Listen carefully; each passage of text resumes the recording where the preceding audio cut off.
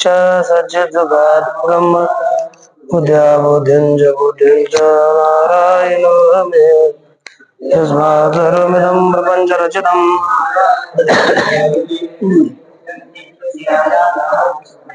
कल्पानुकल्पेवरायं जात्वामनया प्रपञ्चरचितं तं वन्दे पुरुषोत्तमाख्यमवलं नित्यं विभुं विड्ढलम् अज्ञानतमर्तां यज्ञश्च विग्रहम् वन्दे ज्ञानेश्वरं बुधं आदिनाथसमारम्भा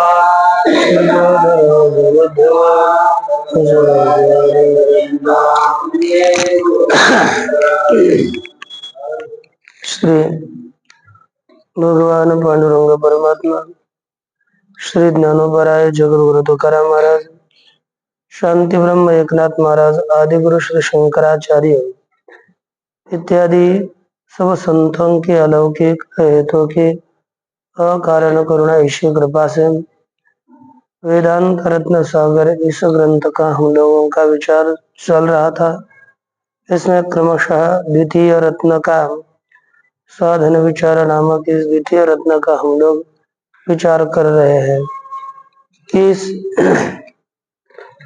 इसमें श्रवण मनन निधिध्यासन और तत्वम पदार्थ शोधन इन साधनाओं का प्रतिपादन किया और अंत में कहा कि इन्हीं ये जो साधन है श्रवण आदि,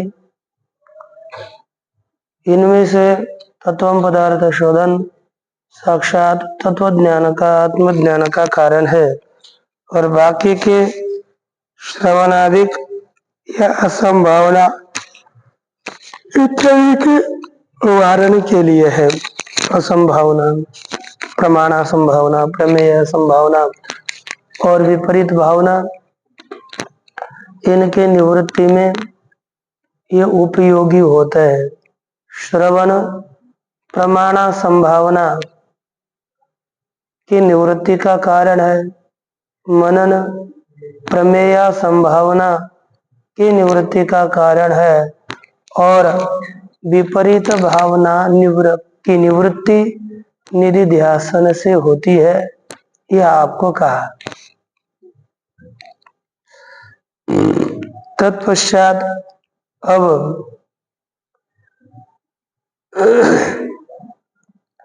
मनुष्यों को, साधकों को बैठो है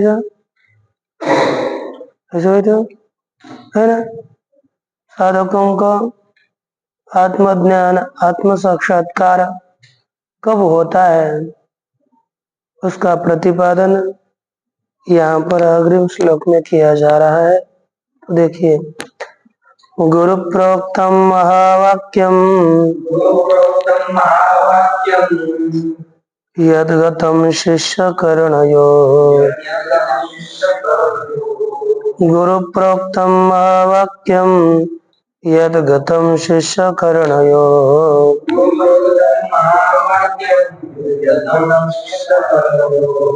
जीव ब्रह्मैक्यबोधस्य तत्साक्षात्कारणं स्मृतम्, जीव ब्रह्मैक्यबोधस्य तत्साक्षात्कारणं स्मृतम्।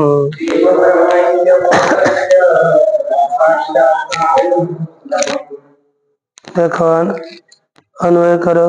यत् गुरु प्रोक्तम महावाक्यम शिष्य करणयोः गतम तत् जीव ब्रह्मैक्य बोधस्य साक्षात्कारणम स्मृतम। अर्थ क्या हो गया? यत् अर्थात जो, गुरु प्रोक्तम, गुरु प्रोक्तम का अर्थ क्या है? गुरु ने बताया हुआ, जो गुरु ने बताया हुआ, महावाक्यम अर्थात महावाक्य कहा गया? शिष्य कर्णयो गतम, शिष्य के कर्णों में गया। गुरु ने बताया हुआ महावाक्य शिष्य के कर्ण में गया। तत्वमस्ति, तत् वही जीव ब्रह्मैक्य बोधस्य, अर्थात जीव ब्रह्मैक्य ज्ञान का, जीव और ब्रह्म एक ही है, ऐसे ज्ञान का साक्षात कारणम स्मृतम, साक्षात कारण बताया गया है। अपने जीवन को निहाल होना है हमें अपना, क्योंकि सबसे जीवन में मुख्य प्रयोजन क्या है? भगवत प्राप्ति, मोक्ष। और मोक्ष के प्राप्ति का साधन है जीव ब्रह्म के ज्ञान। तो वो कैसे उत्पन्न होता है? गुरु के मुख से निकला हुआ तत्वमसि वाक्य शिष्य के कानों के द्वारा अंतःकरण में गया, वही तत्वमसि महावाक्य सुना हुआ, तत्वम पदार्थ शोधन पूर्वक कान के द्वारा सुना हुआ तत्वमसि वाक्य अपने साक्षात्कार का कारण बताया गया है।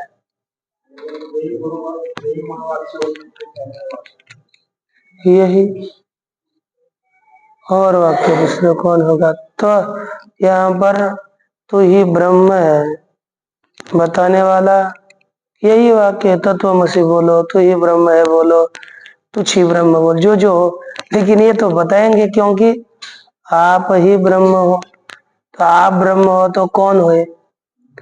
देह ब्रह्म है क्या? हाँ, नहीं। बुद्धि ब्रह्म है क्या? इंद्रिय ब्रह्म है क्या? कुछ भी नहीं। इन देहादियों से अतिरिक्त जो चैतन्य, आपको अल्पज्ञ तो विशिष्ट चैतन्य कहा था, लेकिन देहादियों से अतिरिक्त इस देह को चलाने वाला, इस देह का अधिष्ठान जो चैतन्य है वही ब्रह्म है। यह बताने का तात्पर्य है न कि आपका देह ब्रह्म, अहम ब्रह्मास्मि। तो अहम ब्रह्मास्मि कहने से देह को ब्रह्म करके किसी ने नहीं समझना चाहिए। इसका जो अधिष्ठान है, जिसकी सत्ता से सब इंद्रियां अपना काम कर रही है, देह अपना काम कर रहा है, वो जो सत्ता है वो सत्ता ही ब्रह्म है। और ब्रह्म माने व्यापक है, यह हमें समझना है। और यही वाक्य सुनना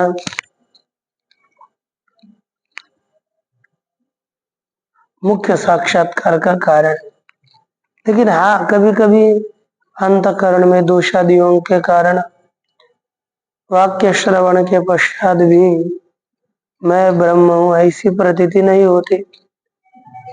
होती, तो अंतःकरणादियों की शुद्धि के लिए हमें श्रवण मनन आदि पुनः पुनः करने पड़ते हैं।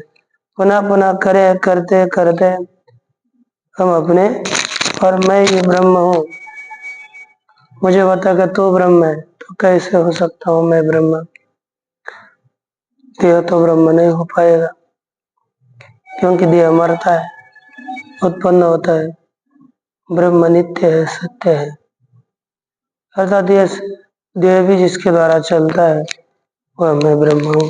ऐसा हमें ऐसे शांत बैठ करके चिंतन भी करना चाहिए। अब इस तरह से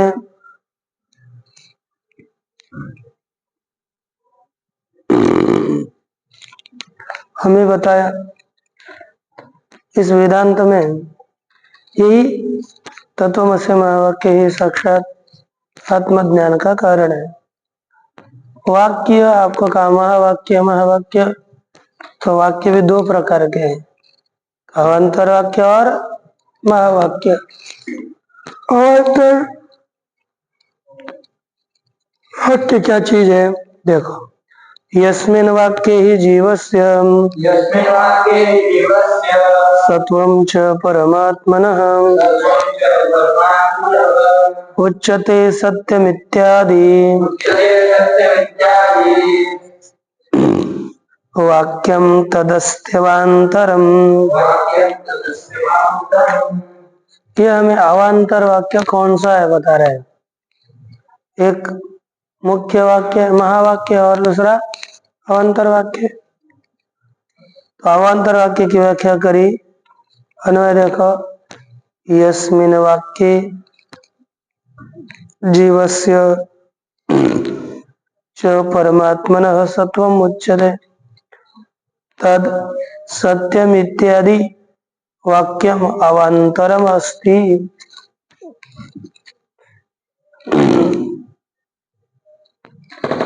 का यस्मिन् वाक्य, जिस वाक्य में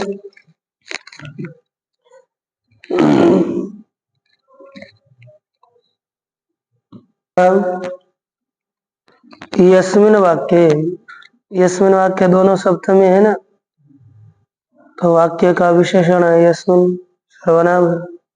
तो अर्थ क्या होगा, जिस वाक्य में जीवस्य च परमात्मनः,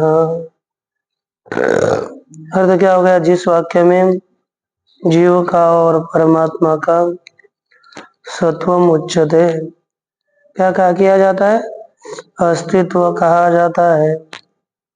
जिस वाक्य में जीव का और परमात्मा का अस्तित्व बताया जाता है, कहा जाता है, तद वाक्यम, वह कौन सा, सत्यम इत्यादि माने सत्यम ज्ञानम अनंतम ब्रह्म,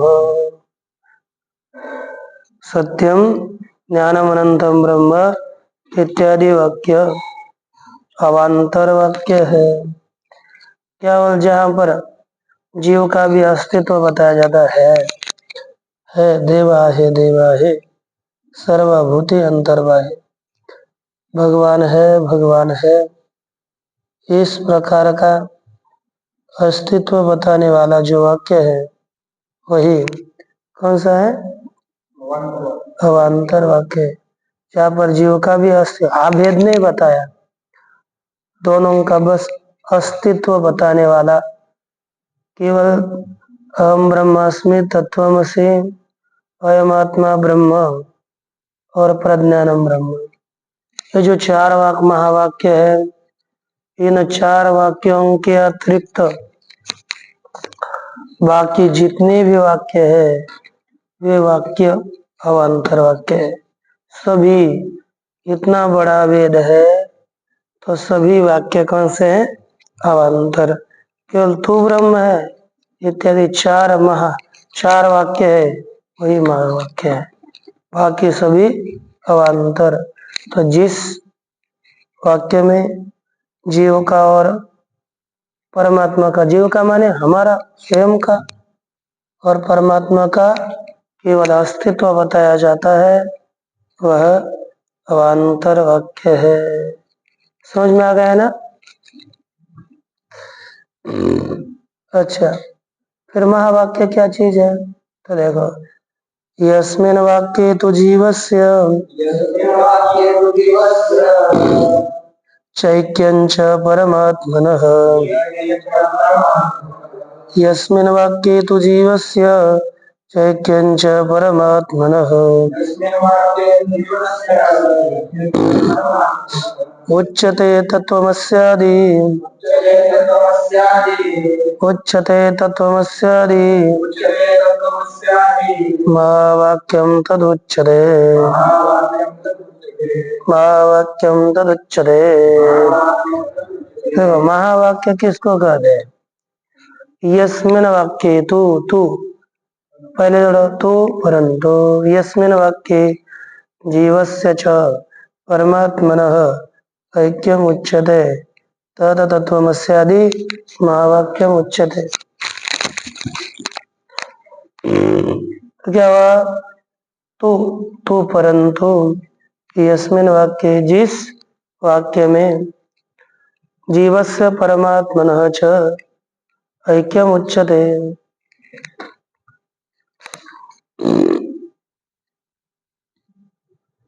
परंतु जिस वाक्य में जीवस्य च परमात्मनः च, जिस वाक्य में जीव का और परमात्मा का ऐक्य कहा जाता है कि नहीं? जिस वाक्य में जीव का भी ऐक्य कहा जाता है और परमात्मा का ऐक्य बताया जाता है, दोनों अभेद है, दोनों की एकता है। जिस वाक्य में जीव और परमात्मा का अभेद बताया जाएगा वह वाक्य महावाक्य कहलाएगा। जहाँ अभेद बताने वाले वाक्य महावाक्य और अस्तित्व बताने वाले वाक्य अवान्तर वाक्य। समझ में आ गए? दो वाक्य, महावाक्य और अवान्तर वाक्य। पर अवान्तर वाक्य सुनने से कौन सा ज्ञान होता है और महावाक्य सुनने से कौन सा ज्ञान होता है? कहते कि अस्तित्व बताने के बाद परोक्ष ज्ञान होता है। जीव है, तू है, परमात्मा है बताने से परोक्ष ज्ञान होता है, लेकिन तू ही परमात्मा है तो हमारे साथ अपरोक्ष वाक्य ज्ञान हो जाता है। देखो, अवान्तराधिवाक्याद्वयी परोक्षधे अवान्तराधिने, ठीक है, परोक्षधे प्रजायते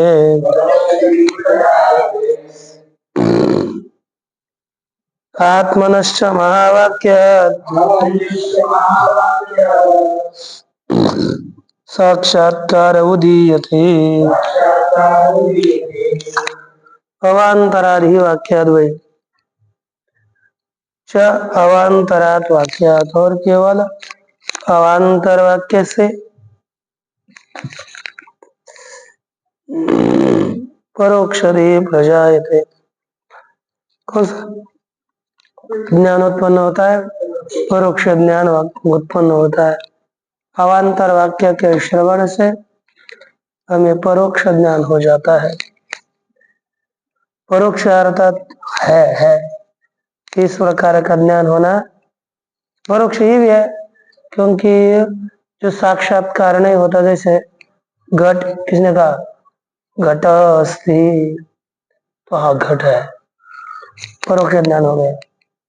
तो बोलोगे कहाँ है? फिर वहां है, हाँ ये घट है, तो फिर उसका अपरोक्ष ज्ञान होगा। पहले परोक्ष ज्ञान, फिर अपरोक्ष ज्ञान। महावाक्यात च, महावाक्यात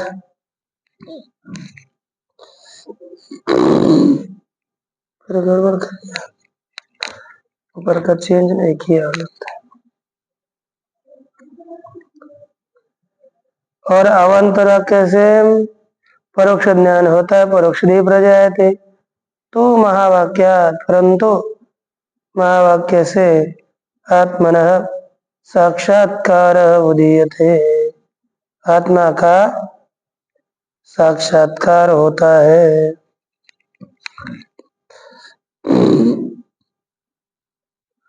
नीचे देखना अच्छा है, नीचे श्लोक में अवान्तराच्छ वाक्याद्वयी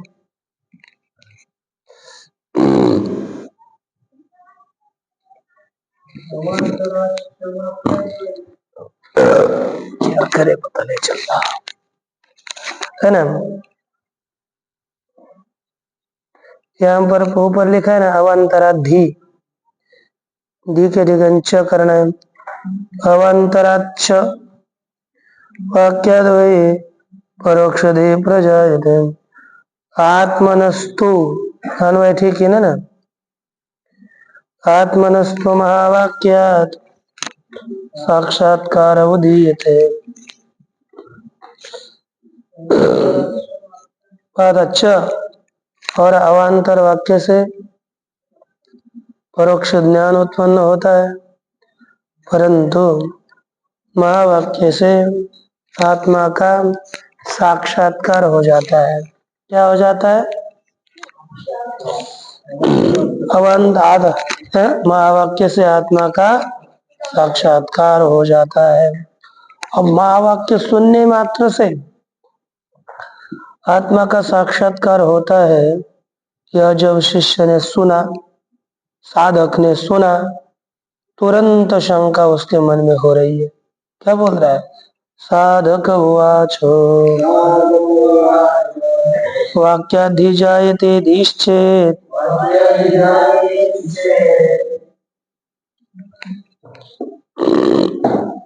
लिखा ना धी, श्लोक में तो ठीक है, अन्वय में च लिखा है ना, च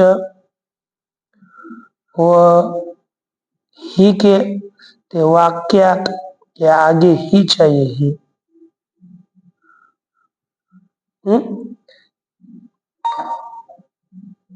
वाक्यात के आगे ही और च हटाओ, वाक्य से ही।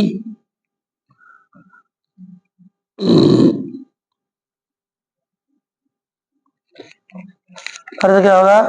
वाक्य से ही का अर्थ एव। अर्थ देखो, वाक्याधिजायते धीश्चेत् व्यर्थं स्यात् श्रवणादिकम् निवृत्तौ भावनायास्तु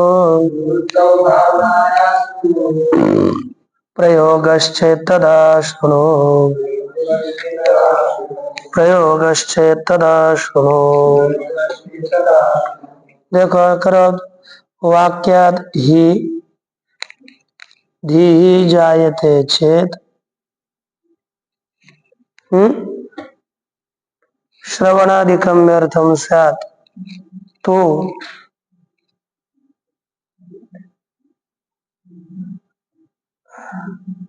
चेत भावनाया निवृत्तौ प्रयोग तदा शृणु। भावनाया निवृत्तौ प्रयोग चेत, चेत बाद में जाना, चेत पहले रहो। ठीक, सुनो, वाक्यात ही धी जायते चेत, वाक्यात ही अर्थात केवल महावाक्य से ही धी अर्थात तत्वज्ञान उत्पन्न होता है। चेत, चेत अर्थात तो, ठीक है, केवल महावाक्य से ही तत्वज्ञान उत्पन्न होता है तो श्रवणादिकम व्यर्थम स्यात्। महावाक्य ही सुनो बस, तो श्रवण वेदांत श्रवण व्यर्थ होगा। वेदांत श्रवण सार्थक नहीं रहेगा, वेदांत श्रवणादिक व्यर्थ होंगे। तो परंतु आप कहोगे नहीं नहीं नहीं, वेदांत श्रवण व्यर्थ नहीं होगा। यदि साधक ने क्या शंका करी? आप कहोगे केवल महावाक्य से तत्वज्ञान होता है, केवल हो गया, तो बाकी श्रवण मनन इत्यादि व्यर्थ हो जाएंगे ना। श्रवणादिकम व्यर्थम से आप, तो सिद्धांत कहते साधु क्या बोलेंगे, बोल सकते हैं सुनो सुनो, अरे उसका अभी तो बताया ना। तो परंतु चेत यदि भावनाया निवृत्तो प्रयोग, असंभावनादियों के निवृत्ति में उनका प्रयोग होता है, बताया कि नहीं? श्रवण का प्रमाण संभावना की निवृत्ति में, मनन का प्रमेय संभावना की निवृत्ति में, और निधिध्यासन का विपरीत भावना की निवृत्ति में उपयोग होता है। क्या बताया? भावना का, भावना की असंभावना के निवृत्ति में श्रवणादियों का उपयोग है। ऐसा यदि कहोगे तो तदा श्रुणु, तब सुनो। क्या अर्थात? भावना की निवृत्ति में इनका प्रयोग नहीं होगा। कौन बोल रहा है? साधक। क्यों? उसका कारण कर, नैवा संभावना तत्व ज्ञाने जाति तु विद्यते तस्माच्च श्रवणादीनां व्यर्थत्वम् अवशिष्यते। तो देखो, तत्वज्ञाने जाते असंभावना न एव विद्यते तस्मात् श्रवणादीनां व्यर्थत्वम् अवशिष्यते। तो परंतु तत्वज्ञानी जाते, अर्थात तत्वज्ञान उत्पन्न होने पर असंभावना न एव विद्यते, असंभावना उत्पन्न ही नहीं होती। तत्वज्ञान हुआ रे हुआ तो असंभावना नहीं होती। ठीक है, क्यों? अब ज्ञान हो गया ना, फिर प्रमाण संभावना प्रमेय संभावना इसकी क्या हो सकता है? होगी ही नहीं। देखो ये क्या है, हमको ज्ञान हो गया तो इसके विषय में संदेह है कि मोबाइल है कि क्या है। तो साक्षात्कार हो जाने के बाद संदेह होता नहीं, संदेह तो साक्षात्कार के पर है। तो आदमी है, संदेह तेरे को हो सकता है भाई, है क्या? क्या भैंसा है? यहाँ पर संदेह या यथार्थ ज्ञान होने के बाद संदेह नहीं होता, संशय नहीं होता। अरे संशय ही नहीं है तो उसकी निवृत्ति के लिए श्रवण क्यों करें, मनन क्यों करें? अर्थात श्रवणादि व्यर्थ है, ये लिखा। तो तत्वज्ञाने जाति असंभावना न एव विद्यते, असंभावना ही नहीं होती। तस्मात इसलिए श्रवणादीनाम श्रवण इत्यादियों का व्यर्थत्व अवशिष्ट रहता है, अर्थात श्रवणादिक व्यर्थ ही है। हाँ, व्यर्थ है, व्यर्थ नहीं है। व्यर्थ तो बचता है माने श्रवणादियों में, यह व्यर्थत्व है। अब श्रवणादिक व्यर्थ हो गए, इसलिए क्या करना चाहिए? श्रवणादिक व्यर्थ न हो जाए, इसलिए साधक बोलता है ऐसा करना चाहिए। आपको बुद्धि, आप विचार किया करो ना, है ना। साधक बोल रहा है अतः केवल वाक्याधीन परोक्षधे प्रजायते श्रवणादि सहायाच्च साक्षात्कारोस्ति मन्यताम्।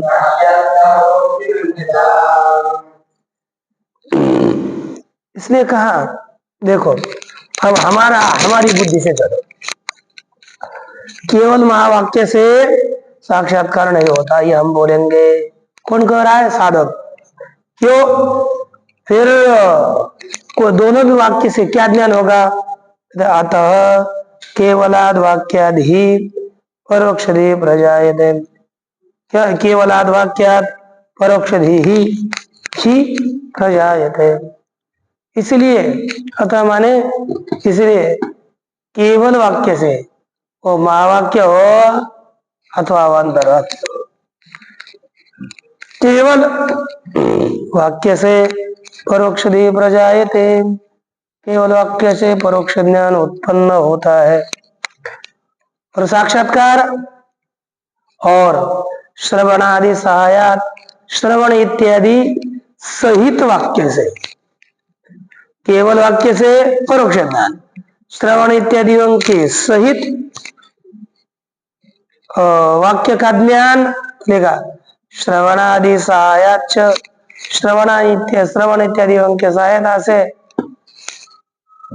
युक्त महावाक्य से, लेकिन साक्षात्कारों ही साक्षात्कार होता है इति मन्यताम, ये मानो। केवल वाक्य से परोक्ष ज्ञान, श्रवण इत्यादियों के सहित महावाक्य से अपरोक्ष ज्ञान होगा, ये आप मान लीजिए। इसलिए आपने जो कहा था साधु जी, महावाक्य से ही तत्व ज्ञान होता है, ये आपका गलत है, ये ठीक नहीं है। फिर साधु बोलते हैं बेटा थोड़ा शांत रहो, मैं आपको इसका उत्तर देता हूँ, लेकिन कल दूंगा, लेकिन थोड़ा शांत रहो, इसका मनन करो और बाद में करो। ओम पूर्णमदः पूर्णमिदं